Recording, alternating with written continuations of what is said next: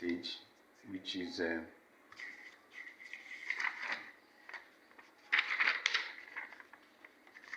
how do I calculate this? So the next step is still on the question A. So still on question A, break-even sales in units. So that is the total fixed cost, which is, if you look at the question, our total fixed cost is going to be this 3520 plus that of B. A is having a fixed cost, of 3520. B is having 7040. So we will sum the two to give us the total fixed cost. So we are having 3520 plus 7040 all over. This is our total fixed cost. So the WCM of the product is going to be, let's determine this WCM. Let's insert this. So let's move to this side. WCM, which we have computed, determine the values. So the output of A, in this question is 70 all over total output of 210 multiplied by the CM, because the CM of A is 56 naira, multiplied by 56 naira plus the output of B, which is 140 divided by 210 multiplied by the CM of B. The CM of B is 104. So we are having, let's look at this point, this calculator, 70 divided by 210 multiplied by 56. So we are having 18.67 plus, let's get for, this is for A, let's determine the 140 divided by 210 multiplied by 104. This is 69.33. So to sum it together, 18.67. This is giving us 88. So this is our WCM. So we would now, insert this into our formula. So we have gotten our WCM to be 88. So our total fixed cost is going to be 3520 plus 7040. This is 10,560 all over 88. So we divide 10,560 divided by 88. This is giving us 120 units. This is our total break-even sales for the two products. This is for the two products. This 120 is for product A and B. So what it means is break-even represents the amount of goods that could be produced or sold in order to cover the total fixed cost as well as the variable costs. Break-even analysis can also be used to determine the level of sales to achieve the target profits. So this is the solution to number one. Number one, looking at question one. Question one says determine the break-even sales in units and in value. So we have been able to determine this break-even sales in units. So we'll move to value.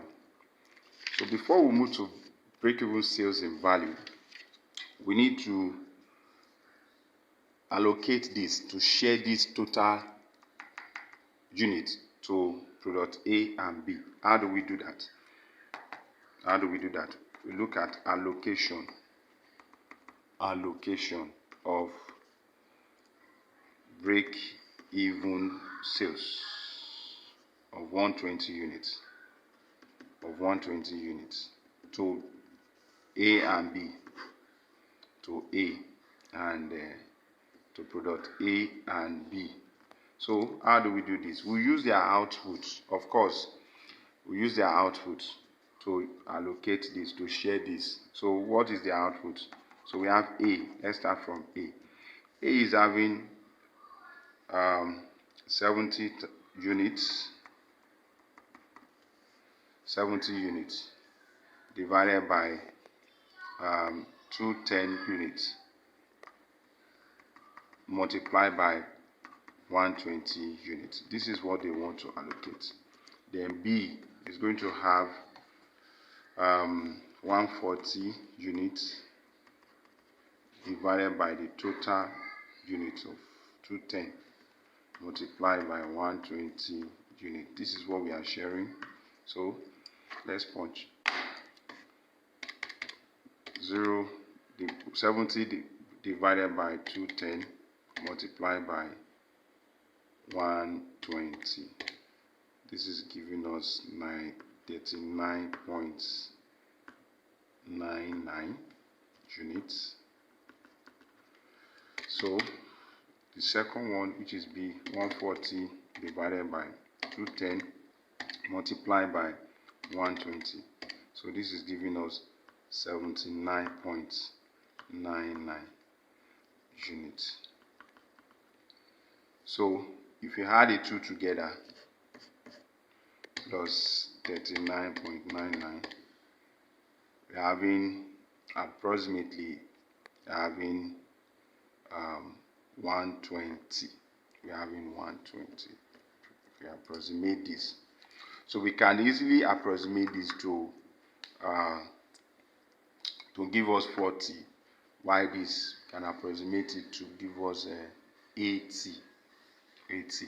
So this is like approximately, this is 40, approximately this is 80 units.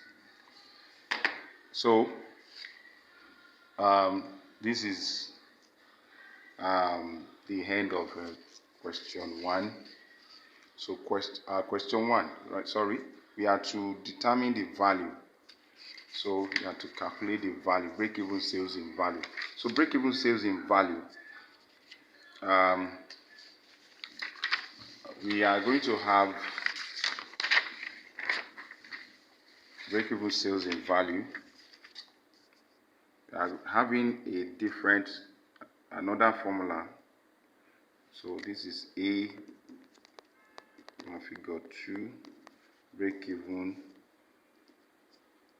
sales in value. So this is giving us total fixed costs all over WCMR. So where the WCMR represents total contribution all over total sales. So we can as well use the contribution of both A and B, and then the contribution of the total contribution rather. So the contribution of A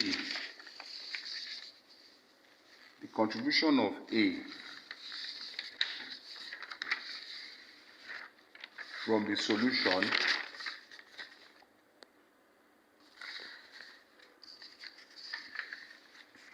is 56 while that of B is giving us 104. So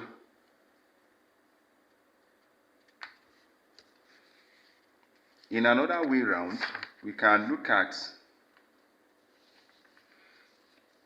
can go back to the question and look at the sales and the variable cost. This is the total sales for A. This is the total variable cost for B. So we can look at this deduct this from this, we get our contribution. Also B, this deducted from this, we get the contribution. So so let's look at the total contribution for the two. The total contribution for A and B. So we can look at, we can use contribution of A, which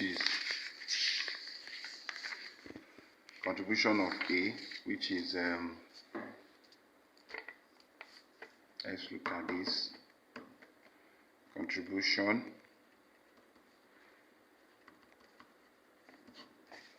A is having sales value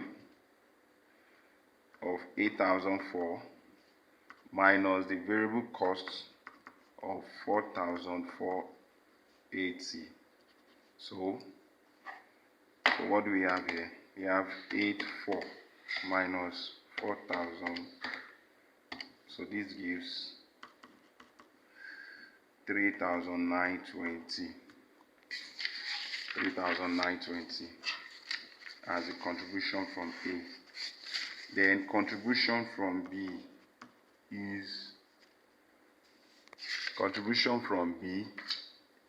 is our sales is is 25,200 naira minus the variable cost, which is 10,640. So we are having 25,200 minus 10,640. So this is 14,560. So this is contribution of B, and this is contribution of A. Total contribution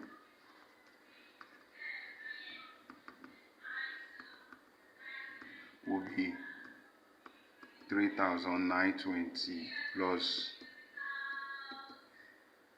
14,560. So this gives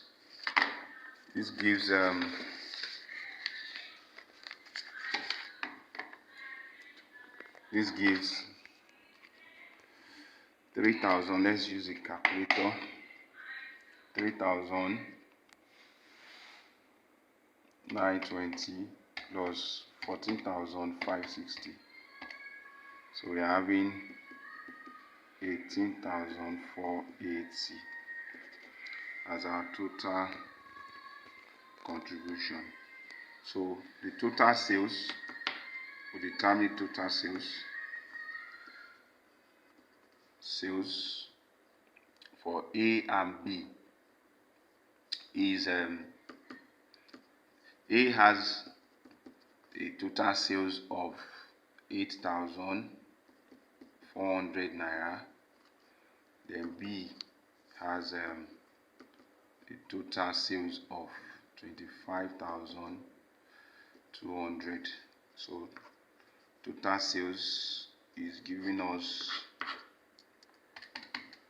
84 plus 25,200. So we are having 33,600. So we have gotten our total sales. This is the total sales. We've gotten the total sales for the two products to be this 33,600. and then total contribution to be. So we can go to the formula, insert it. So we have total contribution, which is 18,480 divided by the total sales, which is 33,600. So this gives what? 18,480 all over 33,600. So we are having 0.55. So our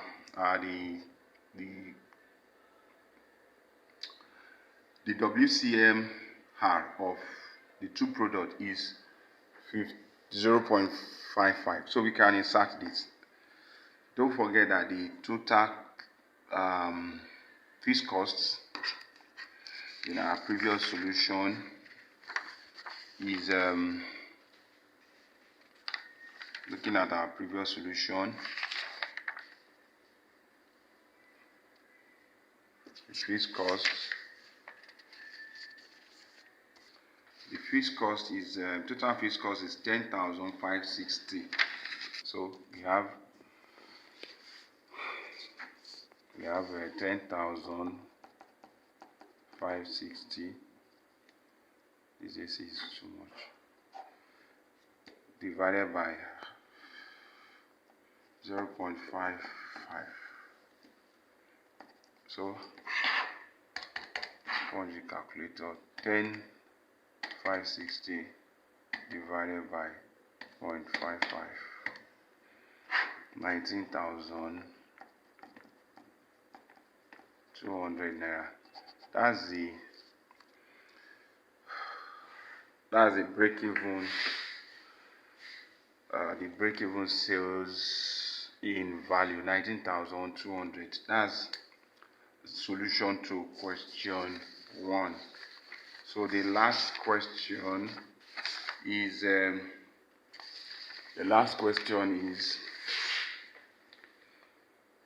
the sales level. The last question is the sales level. So this is too much. The last question is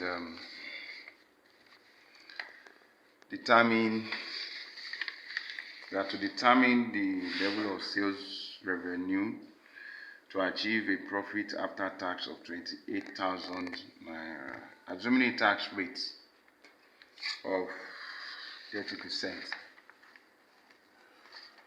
So let's show you this. This is the question 2. Question 2.